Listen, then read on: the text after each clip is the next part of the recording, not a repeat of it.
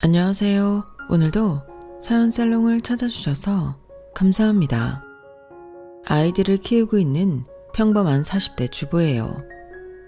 대한민국이 정치 이슈로 한참 사회가 들썩이지만 정치, 그거 아무나 하는 거 아니더라고요. 우리 시부가 정치판에 기웃거렸다가 선거에 떨어져서 시댁이 풍비박산 났더랬죠. 선거 한번 치니까 한마디로 개털이 되더라고요. 그것도 돈 많은 사람들이나 해야 하나 봐요. 우리 시부는 시모 처갓돈만 믿고 도전해 본 거였어요. 시부는 가난한 집 장손이었고 시모는 그래도 좀 사는 집 딸이었다고 해요. 게다가 시모는 교사 생활을 계속했었기에 월급이며 은퇴 후 연금도 따박따박 나오는 상태였죠.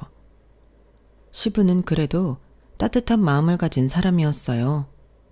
만약 선거에 당선이 되어 정치인이 되었다면 참 잘했을 양반인데 그 운은 없었나 봐요. 전 엄마 아빠 존재를 아예 모른 채로 아기 때 고아원 앞에 버려졌거든요. 그래서 쭉 고아원에서 자라왔죠. 시댁 식구들이 그 고아원에 봉사활동 왔을 때 처음 만났어요. 다른 정치인들이나 사회적 신분 높으신 분들이 많이 오고 가던 고아원이었는데 다들 한 20분 사진만 찍고 가는 게 전부였어요. 그런데 시부는 달랐어요. 하루 종일을 투자하여 진심을 다해 봉사하고 가더군요. 그때 시부와 큰아들은 굳은 일도 열심히 하고 시모와 작은아들은 한 척만 하고 마당 벤치에서 노가리나 까고 있더라고요. 그때 딱 알아봤죠. 원래 사람은 하나를 보면 열을 알 수 있는 존재잖아요. 그렇게 남 눈치나 슬슬 보면서 귀찮아하고 봉사활동도 제대로 안 하는 시모와 작은아들의 인성은 불보듯 뻔하죠 뭐. 하지만 열과 성을 다하는 시부와 큰아들은 참 진실돼 보였어요. 고아원에 사는 입장으로 고맙더군요. 게다가 시부는 고아원 고등학교 방의 방장을 맡았던 제게 물심양면으로 후원도 해줬어요. 제게 시부는 키다리 아저씨나 다름없었어요. 결혼 전부터 존경하는 분이었기에 정말 아버지처럼 여겼어요. 결혼 후 세월이 흘러 시부가 치매에 걸려 벽에 똥칠할 때도 다 치워드렸어요. 자식들이나 동서, 시모조차 더럽고 힘든 뒷바라지 안 하려 할 때 제가 나서서 내 아버지처럼 수발 다 들었어요. 시모나 동서, 시동생은 정말 독하고 나쁜 사람들이었어요. 자기 아버지고 가족인데도 그냥 외면해버리더군요. 특히 결혼할 때부터 반대가 극심했던 시모는 결혼 생활 중에도 절 싫어했어요. 제가 고아원 출신의 근본 없는 여자라면서 말이죠. 국문학과 석박사 출신으로 대학 강사를 띠고 있던 동서만 예뻐하더군요. 아직 시간 강사에 불과하고 교수가 될 길은 요원한 동서였지만 우리 강교수 하면서 호칭에 꼭 교수자를 붙이더라고요. 원래부터도 싸가지가 바가지였던 동서는 시댁 식구들의 예쁨에 더욱 싸가지가 없어졌어요. 형님인 저를 버러지 취급했어요. 우리는 시부와 시모의 뜻대로 한 지붕 세 가족으로 동서네와 모두 함께 살았거든요. 지금은 모두 분가하여 각자의 집에 살고 있지만 그땐 진짜 그 집이 너무 싫었죠. 시장 보고 그 집에 들어가려고 하면 도살장에 끌려가는 돼지 마냥 발길이 안 떨어지더군요.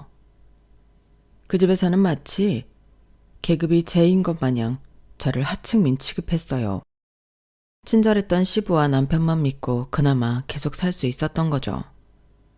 그렇게 변하지 않을 것만 같던 시모의 태도가 그래도 어느 한순간 결정적인 포인트로 인해 바뀌더군요.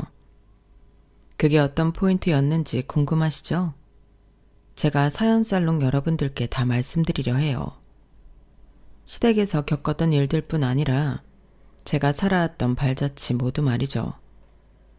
결론적으로 지금은 매우 부유하고 여유롭게 잘 살고 있거든요. 이렇게 되기까지 얼마나 많은 고난과 고초를 겪었는지 한번 들어봐 주세요. 아마 혀를 내두르실 거예요. 그럼 지금부터 시작해 볼게요. 제가 요즘 가장 심혈을 기울이는 일은 바로 내 친엄마 아빠를 찾는 일이에요. 저를 낳아주신 혈육 말이죠. 그런데 고아원에 정식으로 맡겨진 것도 아니고 추운 겨울날 사과 상자 안에 이불로 꽁꽁 싸매져서 있었다고 해요. 그러니 서류도 없고 심지어 제가 언제 태어났는지도 명확하지 않아요. 그저 고아원에 버려진 날을 생일로 정해서 아직도 가족들과 케이크 놓고 생일 축하는 하고 있어요.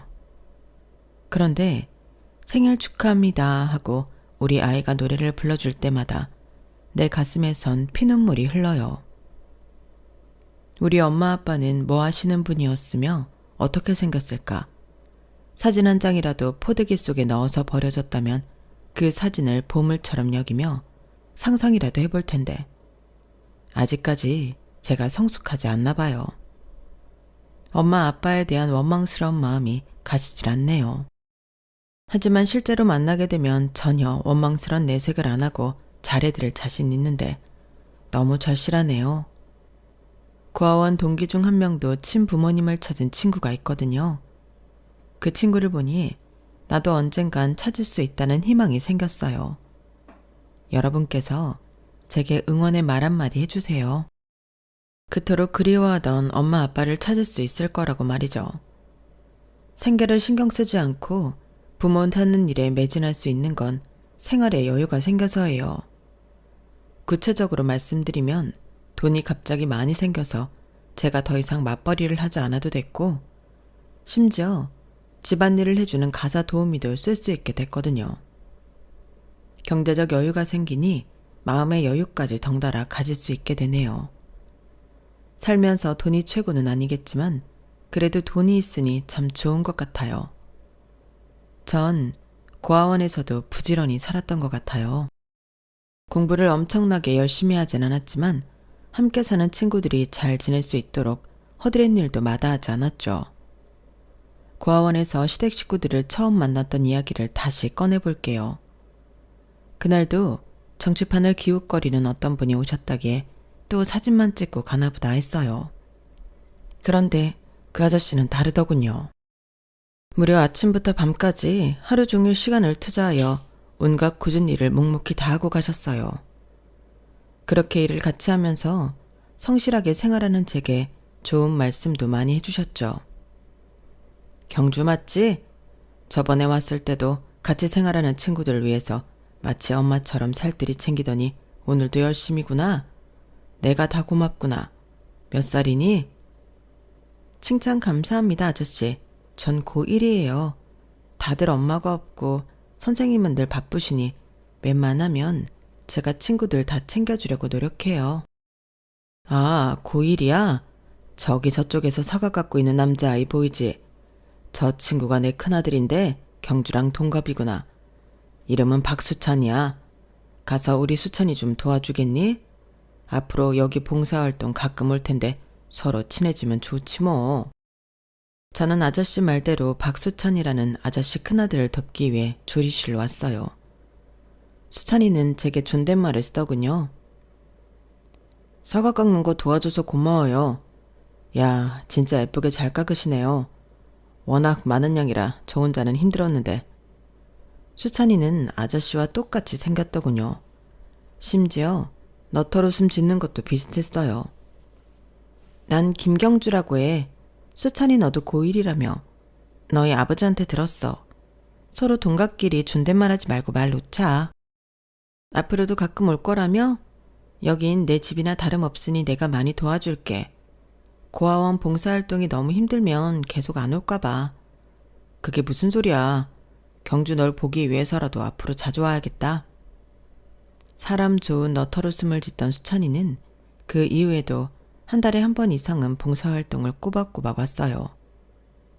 그럴 때마다 점점 가까워졌어요.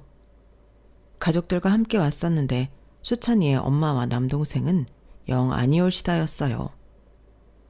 억지로 끌려온 듯한 모습은 여타 다른 봉사자들과 다름없었는데 거기에 더해 고아원 아이들을 버러지 취급했어요. 아, 고아원 냄새. 이거 비싼 옷인데 내 옷에 냄새 배는 거 아닌지 모르겠네. 아, 짜증나. 남편만 아니었으면 이런 데 오지도 않는 건데. 야, 너 머리 나한테 기대지 마렴. 네 머리에 이 있는 거 아니야? 옮으면 어떡해? 머리 저리 치우라고. 전 고아원에서 함께 생활하던 동생을 거지 취급하며 저딴 식으로 말하던 수찬이 엄마를 두고만 볼 수는 없었어요. 고아원 아이들은 내 친가족, 내 친동생이나 다름없었으니까요. 아줌마, 여기 오기 싫으면 앞으로 오지 마세요. 괜히 억지로 와서는 하기 싫은 봉사활동 하는 척하면서 사진이나 찍고 가려고 그러죠? 왜 가만히 있는 내 동생 건드려요? 우린 거지가 아니에요. 아줌마도 왕비가 아니고요. 뭐? 이 조그만 게 어디서 어른한테 대들고 지랄이야? 역시 애미애비 없는 티를 팍팍 내는구만. 이래서 사람은 가정교육을 잘 받아야 하는데 뭐 여기가 인간 사육장이나 다름없지. 교육은 무슨 교육을 받겠어. 아, 무식한 거 상대해봤자 내 입만 아프지. 너 꺼져. 아줌마나 꺼져요. 여기가 무슨 동문원인 줄 알아요? 진짜 어이가 없네. 전 끝까지 눈을 희번뜩거리며 바른 말을 해댔어요. 그 아줌마는 제게 손찌검까지 하려 팔을 높이 들었고 그 순간 수찬이와 수찬이 아빠가 와서 둘을 뜯어 말렸어요. 아우, 수찬 엄마, 얼른 집에 갑시다. 당신 같은 여편네한테 무슨 봉사활동을 기대하겠어? 자자, 내 평판 안 좋아지기 전에 얼른 핸드백 들고 가자고. 수찬이와 수찬이 아빠는 그 후로 고아원에 발길을 끊었어요. 들리는 풍월에 의하면 수찬이 아빠가 벌써 몇 번째 선거에 나가서 떨어졌다고 하더라고요. 사진만 찍고 쌩하니 가버리던 다른 정치 지망생들과는 달랐는데 내심 안타까웠어요. 그리고 수찬이도 가끔 보고 싶더군요. 하지만 연락처도 몰랐으니 서서히 기억 속에서 지우고 있었어요. 그렇게 고등학교를 졸업하고 독립해서 나가야 할 시기가 다가왔어요. 돈이 없는 상태에서 막상 고아원을 떠나려니 두렵기까지 하고 잠이 안 오더군요. 다른 고3들은 수능 걱정과 대학 걱정을 했겠지만 전 일단 숙식 걱정이 먼저였어요. 그런데 딱 그 찰나에 고아원 원장님께서 독립하는 고3 학생들 셋을 부르셨어요. 얘들아, 너희 박지영님이라고 알지? 1, 2년 전에 봉사활동 오셔서 정말 열과 성을 다해주셨던 분 말이야. 그분이 이번에 독립해야 하는 고3 학생들 3명한테 나눠주라며 900만 원을 지원해 주셨어. 그분이 계속 선거에서 떨어지셔서 지금 경제적 여유가 없으시다고 들었는데 900만 원이라는 큰 돈을 주셨으니 얼마나 감사한 일이니? 한 사람당 300만 원씩 줄 테니 고시원 보증금 정도로는 충분할 것 같아. 아껴서 요긴하게 쓰도록 해. 저 또한 자립지원금에 300만 원을 더 받고는 진짜 눈물나게 고마웠어요. 감사 인사를 하러 전화번호를 물어 아저씨 댁에 전화를 드리는데 수찬이가 받더군요. 너 경주 맞지? 목소리만 들어도 알겠다. 정말 오랜만이야. 나한테 전화한 거지. 내가 수능 끝나고 꼭 한번 고아원으로 찾아갈게. 너무 보고 싶었어, 경주야. 아, 실은 너희 아버지가 이번에 독립해서 나가야 하는 친구들 3명에게 자금을 지원해 주셨어. 나 포함해서 말이야. 너무 감사해서 인사드리려 전화한 거야. 잘 지내지? 수능 준비로 인해 바쁘겠구나. 시험 얼마 안 남았으니 꼭 잘 보길 바래. 하고는 말을 이어가려 하는데 옆에서 수찬이 엄마가 전화기를 확 낚아채서 소리를 질렀어요. 야, 너 예전에 고아원에서 나한테 덤빈 그 기집애니? 너 우리 집에 왜 전화했어? 이 싸가지 없는 년이 이젠 우리 큰아들 꼬시라고 전화한 거야? 우리 수찬이 수능 며칠 남지도 않았는데 괜시리 마음 흔들어 놓지 마라. 넌 돈 없어서 수능도 못 보지? 이런 쓸데없는 전화할 시간에 나가서 돈 한 푼이라도 벌으란 말이야. 거지 같은 것. 그리고는 전화를 뚝 끊어버렸어요. 전 수찬이를 꼬시라고 전화한 것도 아니고 그저 수찬이 아빠에게 감사히 인사를 전하려던 건데 된 돈 욕만 듣고 끊으니 그냥 눈물이 났어요. 다시 전화를 걸어 나도 그 아줌마한테 욕 한 바가지를 퍼부을까도 생각했지만 참았어요. 어차피 다시는 안 볼 사이일 테니 말이죠. 하지만 나 대신 날 위해 싸워줄 가족 한 명 없다는 게 너무 서러웠어요. 그날 밤 참으로 서럽게 울었네요. 그렇게 또 5, 6년이 지나고 전 닥치는 대로 알바를 하며 생계를 유지했어요. 아니, 생계를 유지하는 수준이 아니라 허리띠 졸라매고 안 쓰고 통장에 차곡차곡 모으다 보니 돈이 꽤 쌓이더군요. 하루에 5시간 이상 자지 않고 알바를 3, 4개씩 하다 보니 7천만 원 이상의 돈이 통장에 있었어요. 그 잔액을 보는 것만으로도 뿌듯했어요. 밥 안 먹어도 배가 불렀죠. 그 통장이 내 가족이자 친구였어요. 1억을 모으는 것을 목표로 그날도 열심히 일하고 있었어요. 남자 옷가게에서 일했는데 제 키가 169에 몸무게가 49kg이었으니 외모 보고 예쁘다며 남자 손님들이 많이 찾아줬어요. 단골도 많아지고 매출도 늘어나자 가게 주인이 시급도 올려줘서 기쁜 마음에 열심히 일하고 있었죠. 하루는 누가 옷 정리하는 제 팔을 꽉 붙잡더군요. 경주야, 경주 맞지? 널 찾으라고 진짜 노력 많이 했는데 고아원에서도 이제 너의 핸드폰 번호를 모른다고 하셔서 발만 동동 구르고 있었어. 우리 집 아직 집 전화 있는데 전화 좀 해주지 그랬어. 네 전화를 얼마나 기다렸는데. 그 남자는 바로 수찬이었어요. 고등학교 때의 모습하고는 좀 다르게 남자다워졌더군요. 수찬이는 거의 울먹이며 절 보고 반가워했어요. 수찬아, 정말 반갑다. 그때 너희 어머니께 한 소리 듣고는 무서워서 전화 못하겠더라고. 이제 대학 졸업했어? 벌써 시간이 많이 흘렀는데 날 기억해줘서 고마워. 기억만 한 줄 알아? 널 너무 만나고 싶었고 이야기 나누고 또 안고 싶었어. 에이, 다시 너와 헤어지게 될까봐 그냥 여기서 말해야겠다. 널 처음 본 순간부터 좋아하고 있었어. 그동안 나 사는 것도 바쁘고 연락처도 모르고 해서 고백을 못하고 있었지만 한순간도 널 잊은 적 없어. 다시는 내 곁을 떠나지 말아줘. 어서 핸드폰 번호 알려줘. 끝까지 널 놓지 않을 거야. 5, 6년 만에 처음 만나서 제 팔을 부여잡고는 대뜸 사랑 고백을 하는 수찬이가 귀여웠어요. 옛날 그 순수한 마음이 여전하구나 싶었죠. 뭐 그날부로 우리는 사귀게 되었어요. 둘 다 성인이었기에 더 이상 수찬이 부모님 간섭 안 받고 핸드폰으로 연락하면서 다소 자유롭게 연애를 할 수 있었죠. 우린 서로 지난 몇 년간 있었던 일들을 공유했어요. 남친 집안에는 참으로 다사다난한 일들이 있었더군요. 우리 아빠는 그 후로도 정치에 도전했지만 번번이 미끄러지셨지. 그렇게 선거판에 쓴 돈만 수십억이야. 그래도 좀 잘 살던 외갓집에서 끌어오던 돈도 다 떨어지고 교사인 우리 엄마 월급으로 생활해야 했어. 나와 내 남동생은 대학 졸업 후 유학까지 꿈꾸고 있었는데 다 물거품이 됐고 나는 공무원 시험 준비 중이야. 남동생은 대기업 쪽 취업을 생각하는 것 같아. 집에 대출도 얼마나 많은 줄 몰라. 그거 갚으려면 몇십 년도 더 걸릴 것 같아. 참으로 막막하게 하루하루를 살고 있었는데 그래도 경주 널 만나게 되니 마치 한 줄기 빛을 얻은 느낌이야. 넌 아마도 나보다 더욱 힘들게 살아왔겠지? 경주야, 우리 사귀게 된 지 얼마 되진 않았지만 내가 공무원 합격하면 우리 바로 결혼하자. 널 다시는 잃고 싶지 않아. 이런 얘기 웃기지만 고3 때 널 보는 순간 너 같은 여자랑 결혼하고 싶다는 생각이 강하게 들었어. 진짜 우습지? 지금은 너나 내 처지나 돈 없기로는 마찬가지이니 우리 엄마 아빠도 반대 못 하실 거야. 나 공무원 시험 준비 열심히 할게. 나만 믿고 따라와. 사귄 지 한 달도 채 되지 않았는데 결혼 이야기까지 듣게 되니 조금 당황했지만 남친은 그만큼 비장했어요. 그의 진지한 태도에 웃을 수도 없었고 그저 알았다고만 했어요.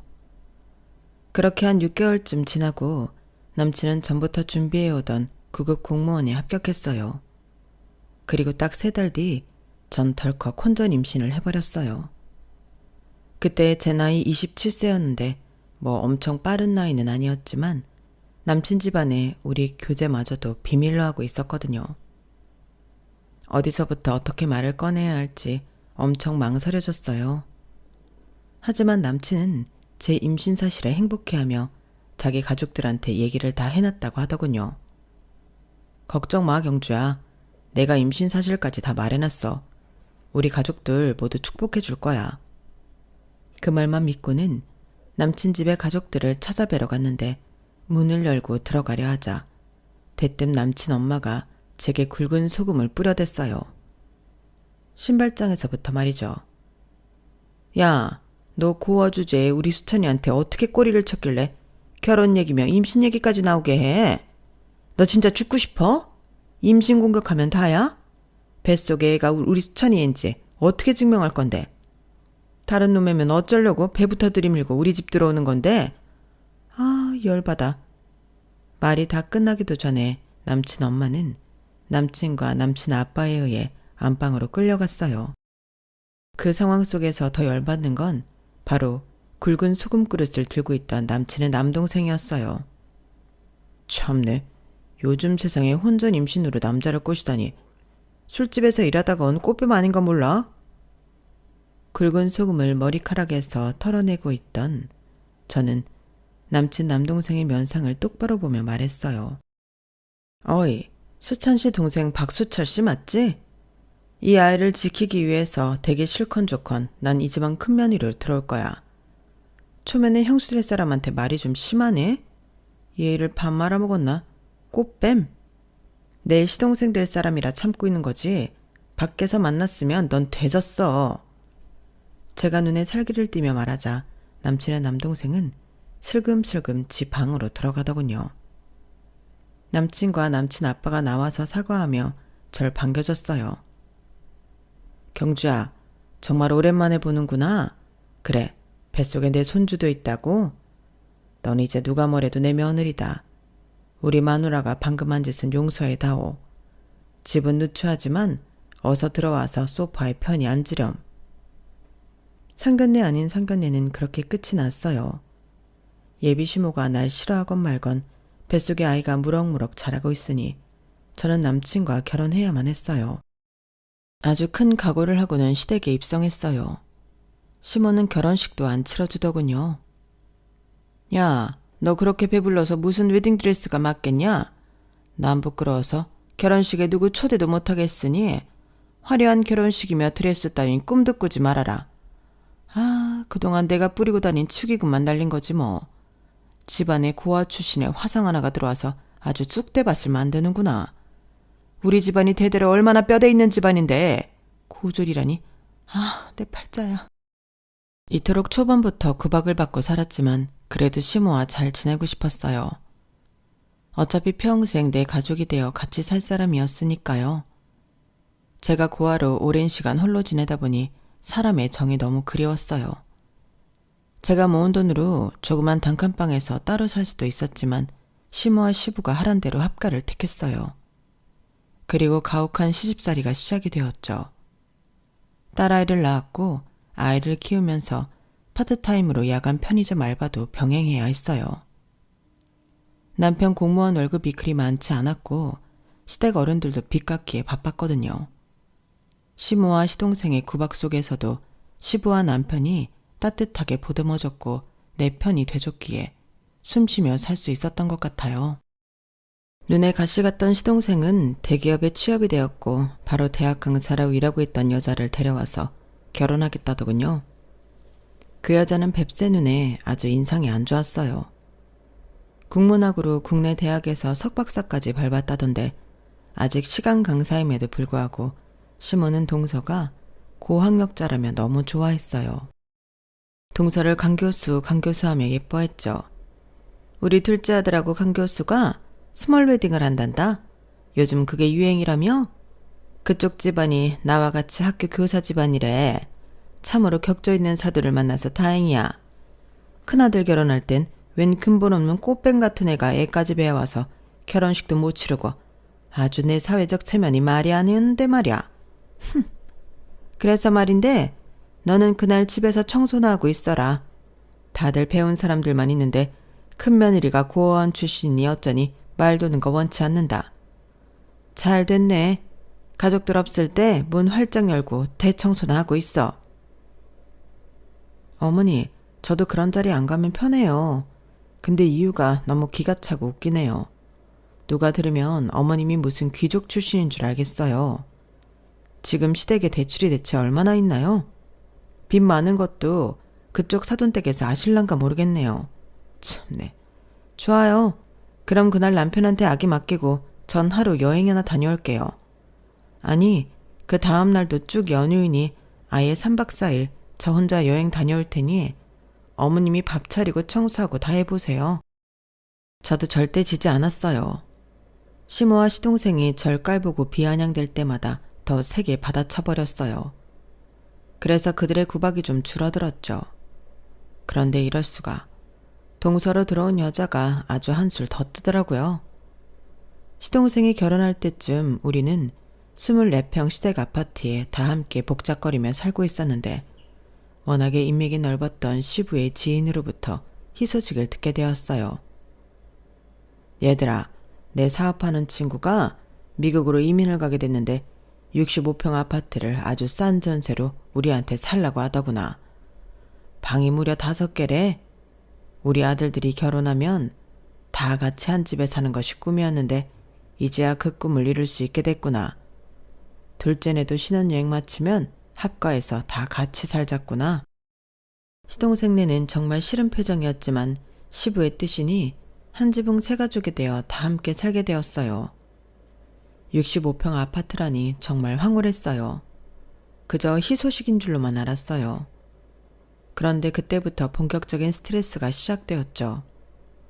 집안 분위기를 파악한 동서 또한 절 깔보기 시작했거든요. 아니, 편의점 알바 정도 하는 주제에 무슨 큰일 하신다고 집안일을 이리도 방치하시나요, 형님? 전 무려 석박사까지 한 사람입니다. 제가 이렇게 잡스러운 단순 노동을 해야 하나요? 어머님께 한번 여쭤볼까요? 누가 집안일을 해야 하는지요? 동서, 뭐 잘못 먹었어? 손이 형님한테 뭐? 편의점 알바 정도 하는 사람이라고? 그래.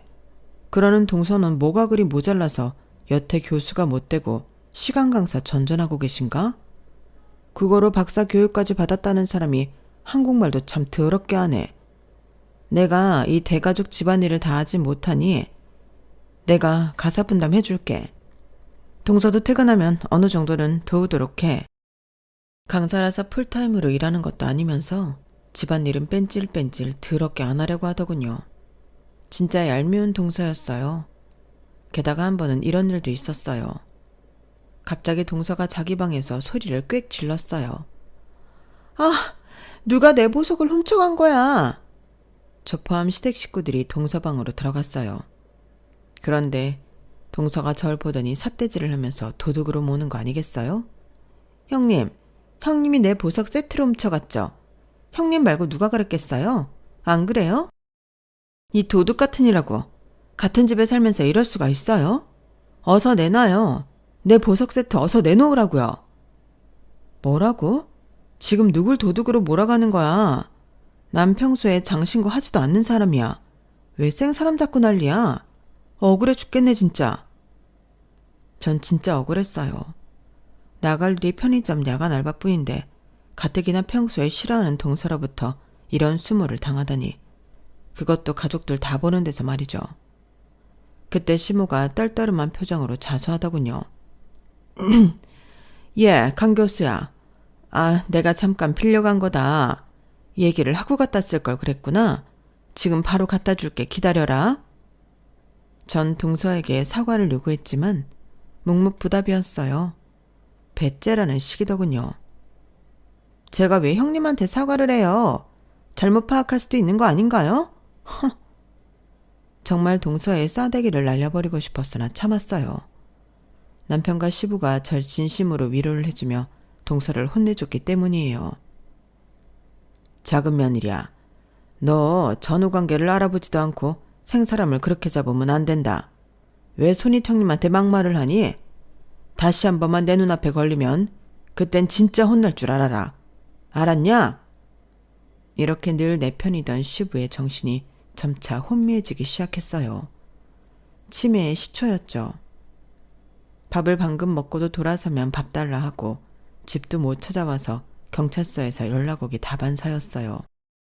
그렇게 총명하고 책 많이 읽어서 아는 것 많던 시부가 점점 바보가 되어가고 있었어요. 시부를 존경했던 제 마음도 함께 무너져 내리고 있었죠. 전 우리 딸을 돌보면서 시부의 뒷바라지까지 해야 했어요. 사회생활 은퇴하고 집에만 있던 시모도 은근히 치매 걸린 시부를 멀리하더라고요. 아, 당신 바지에 똥 쌌어요? 온 집안에 이 냄새를 어쩔 거야? 난 비위가 약해서 못 치우겠다. 얘 큰며느리야. 네가 시아버지 것 좀 치워줘라. 그렇게 저한테 일을 시키고는 시모는 밖으로 나가버리더군요. 전 무진장 화가 났지만 멍한 눈으로 제 얼굴만 물끄러미 바라보던 시부가 너무 불쌍했어요. 어쩔 수 없이 시부의 대변 수발을 들어야 했죠. 그 후로도 시부의 상태는 점점 악화되어 벽에 칠하는 수준까지 갔어요. 집안 가족들 존재를 까맣게 잊어버렸는데 딱 한 사람 저만 기억하더군요. 경주야, 경주야 어딨니? 이리 오려무나. 치매 걸린 시부는 늘 저만 찾았어요. 맨 처음엔 힘에 부쳤지만 지금까지 내 편이 되어주며 친아빠처럼 잘 대해줬던 시부의 마음이 떠올라 내 딸 뒷바라지 하듯이 시부를 살뜰히 챙겼어요. 집안일조차 제대로 하지 않던 동서는 치매 걸린 시부를 거들떠 보지도 않았어요. 남편은 공무원임에도 불구하고 야근을 밥 먹듯이 하던 직렬이라 늘 바빴고 시동생과 시모는 원래 나쁜 인성이었으니 자기 가족임에도 불구하고 외면하더군요. 전 최선을 다했지만 시부는 몇 년 만에 심장마비로 돌아가시고 말았어요. 시모가 같이 자기 싫다고 다른 방 차지하고 시부를 혼자 재우는 바람에 심장마비가 왔어도 심폐소생술 하나 해주는 사람 없이 쓸쓸히 돌아가시고 말았죠. 막상 아이처럼 챙겨줘야 할 시부가 돌아가시니 가슴이 뻥 뚫린 것 마냥 허전했어요. 내 친아버지가 돌아가신 것처럼 슬펐어요. 그렇게 몇 년이 흐르고 원래도 신장이 안 좋았던 시모가 급기야 투석을 하기 시작했어요. 불쌍한 표정으로 가족들을 앉혀놓고 하소연했어요. 얘들아, 투석은 한 10년이 한계라고 하더라. 이 애미가 그냥 죽게끔 내버려 둘 거니? 정말 면목 없지만 가족 중 신장이식을 받고 싶구나. 병원에서 검사라도 한번 받아봐 주겠니? 우리 부부와 동선의 부부 이렇게 4명이 병원에 가서 검사를 받아봤어요. 그랬더니 아들 둘 다 시모한테 신장이식 수술을 해줄 수 있다고 하더군요. 그 사실을 알게 된 시동생은 눈알이 빠르게 굴러가기 시작했어요. 입을 삐죽거리며 그러더군요. 형, 나 못해. 나 어렸을 때부터 몸 약한 거 알고 있잖아. 내가 엄마한테 신장 주면 난 제명에 못 살 거야. 나도 애가 있고 가정했는데 내가 죽으면 내 마누나랑 아이는 어떡해. 형이 엄마한테 신장 이식 해드려. 형이 큰아들이잖아. 옆에서 듣고 있던 저는 열이 확 받더군요. 아니 도련님, 어머님이 막내 아들이랑 동서 예뻐해서 이것저것 챙겨줄 때 넙죽넙죽 받아먹을 때는 언제고 정작 어머님 필요할 땐 발을 빼요? 뭐 우리 남편은 싱글인가요? 가정, 직장, 아이, 와이프까지 다 있는 건 매한가지인데 왜 우리 남편만 신장이식 해드려야 하나요? 대체 왜 그걸 당연하게 여기냐고요? 시동생네 부부한테는 우리 남편은 신장이식 못 해드린다고 외치고 왔지만 정작 집에 와서 시모의 측은한 얼굴을 보니 큰아들인 남편 마음이 흔들렸나 봐요. 미안한데 헌엄마, 나 우리 엄마 신장이식 해드려도 될까? 남편이 넌지시 제게 물었어요. 전 엄마 없이 자랐기에 어떤 마음인지 정확히 알진 못했지만 내 입장이라도 내 엄마 신장이식 100번도 더 해드렸을 거예요. 그래요 여보, 잘 생각했어요. 어머님 더 악화되기 전에 얼른 이식수술 진행합시다. 그렇게 남편은 시모에게 본인 신장 한쪽을 이식해드렸어요. 나란히 같이 수술대에 누워 수술 준비를 하면서 두 모자는 펑펑 울더라고요. 옆에서 지켜보던 제게도 시모가 처음으로 따뜻한 말을 해줬어요. 정말 고맙고 또 고맙다. 경준이가 수찬이 보고 얼른 신장이식 해주라고 했다며. 내가 이렇게 수술대에 누워보니 지난 일들이 주마등처럼 스쳐 지나는구나. 너한테 너무 모질게 대해서 미안하다. 정말 죄송하고 면목이 없어. 어려서부터 홀로 고되게 살아온 너를 너무 못되게 굴고 무시하고 타박했다. 시엠이인 내가 인정하고 이렇게 잘못을 빌게. 내가 몸 회복만 되면 완전히 다른 사람으로 태어날게. 앞으로 우리 큰며느리 진짜 잘해줄게. 시모로부터 그런 따스한 말, 사죄의 말은 처음 들어봤기에 엄청나게 낯설었어요. 하지만 진심으로 제게 사과를 하는 모습을 보니 제 마음도 누그러졌죠. 어머님, 곧 수술 들어가셔야 할 분이 그렇게 울면 안 돼요. 얼른 진정하세요. 자식이 엄마한테 신장 이식 수술해주는 게 뭐 그리 대단한 일인가요? 하도 투석을 많이 하셔서 어머님 얼굴도 까매지고 영 보기 싫어요. 우리 남편 깨끗한 신장 이식 받으시고 얼른 다시금 건강 회복하세요. 아버님까지 돌아가신 마당에 집안에 어른이 있어야죠. 어머님의 그 사과 제가 받아드릴게요. 저도 어머님께 앞으로 더 잘할게요. 그렇게 수술을 앞두고 고부지간에 찐하게 화해를 했어요. 남편은 술, 담배 안 하고 정말 건강관리를 잘하던 사람이었기에 아마 신장도 좋은 컨디션이었나 봐요. 수술 후 남편과 시모 모두 빠르게 회복할 수 있었어요. 동서는 시모가 큰며느리인 제게 잘해주는 게 낯설게 느껴졌는지 더욱더 투덜댔어요. 원래는 본인만 극진한 대우를 받다가 시모가 제게도 잘해주니 심통이 났나 봐요. 그러거나 말거나 한 지붕 세 가족 속에서 우리 아이와 동생의 아이까지 모두 복작복작대며 살아가고 있었어요. 그러던 어느 날 시모가 중대 발표를 했어요. 자, 다들 모였지? 이제 우리가 손녀 손자들도 태어나서 식구가 많이 늘었으니 다들 분가를 해도 될 때가 온 것 같다. 나도 나 혼자 자유롭게 살아보고 싶어. 신장 이식 수술 받고 건강이 좀 좋아지니 노후를 즐기고 싶은 마음이 크다. 너희도 여지껏 내 눈치비 다 맞추느라 정말 고생이 많았다. 특히 우리 큰며느리 하은애미가 정말 수고했어. 내 남편 치매 수발까지 들었으니 말 다 했지 뭐. 요즘 세상에 이런 며느리가 어딨니? 나라에서 효부상을 세워줘도 시원찮지 암. 어쨌든 때마침 미국으로 이민 갔던 니들 시아버지 지인이 암 치료받으러 한국으로 돌아왔단다. 그래서 이 집을 좀 비워달래? 자, 다들 알아서 잘 살길 바란다. 말은 이렇게 해도 이 애미가 입 싹 씻지는 않을 거야. 무슨 말인지 알지? 그게 무슨 말인지 정확히는 모르겠지만 일단 집을 나가라는 말은 분명했어요. 드디어 시댁에서 탈출할 수 있다는 기분에 날아갈 것 같았어요. 그즈음 시모한테 사랑을 받는 며느리가 되다 보니 싸가지 없는 동서에게까지 친절해졌어요. 제 마음이 좀 유해지더군요. 동서네가 먼저 분가했는데 동서네 이사가는 날 남편과 함께 짐 정리를 도와주기로 했죠. 그런데 박스에서 웬 서류가 후두둑 떨어지더군요. 본의 아니게 그 서류의 내용을 보게 됐어요. 강남의 아주 유명한 아파트 계약서였어요. 거래금액 무려 25억짜리였죠. 동서를 붙잡고 물었어요. 동서, 지금 이 강남 아파트로 들어가려는 거야? 이거 뭐야? 이렇게 비싼 아파트를 언제 산 거야? 친정에서 돈 대주셨어? 친정은 무슨? 그 강남 아파트 어머님께서 우리한테 사준 지 오래된 거예요. 그동안 세만 주고 있었는데 드디어 들어가게 됐네요. 뭐? 25억짜리 아파트를 사주셨다고? 우리한텐 이런 방구도 없으셨는데 대체 언제?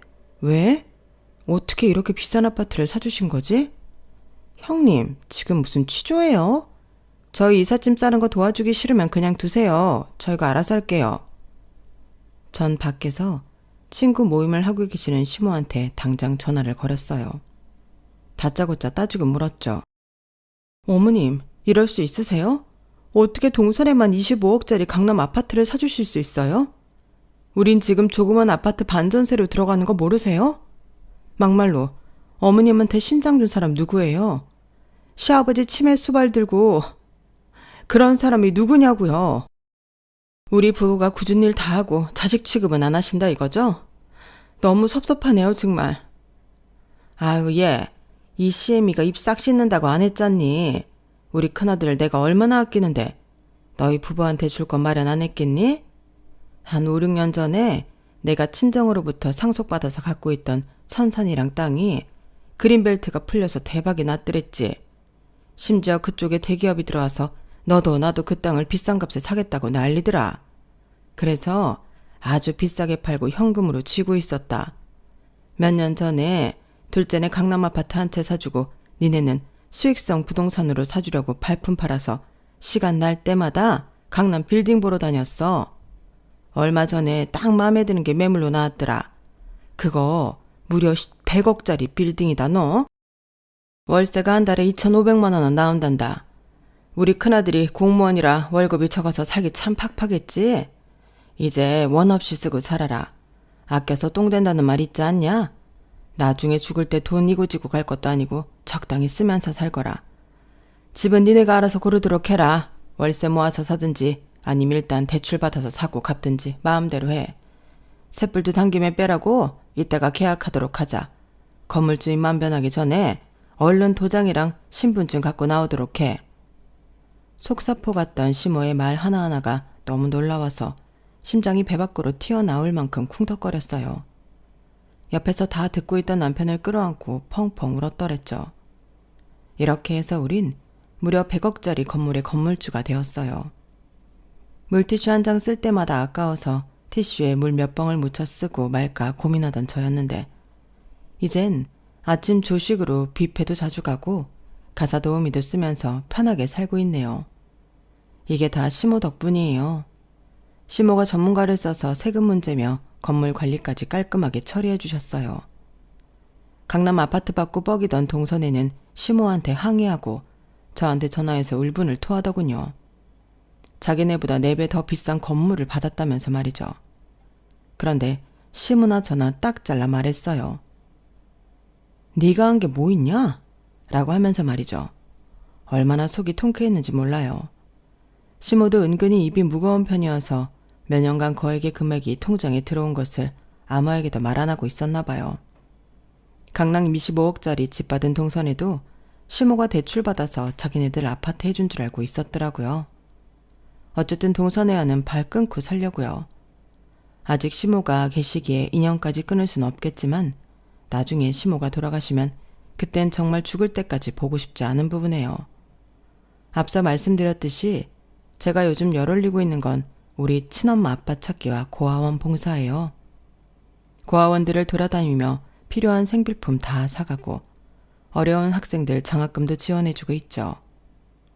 고아원에서 그 똘망똘망한 아이들의 눈빛을 볼 때면 마음속으로 피눈물이 나요. 어릴 적 제 처지를 보는 것 같아서 말이죠. 저출생 시대의 아이들은 한 명 한 명 너무 소중한 존재죠. 아무리 가족 없는 고아라도 모두들 원 없이 먹고 편하게 지내며 공부하고 싶은 만큼 할 수 있는 사회가 왔으면 좋겠네요. 저부터 실천할게요. 모두들 행복합시다.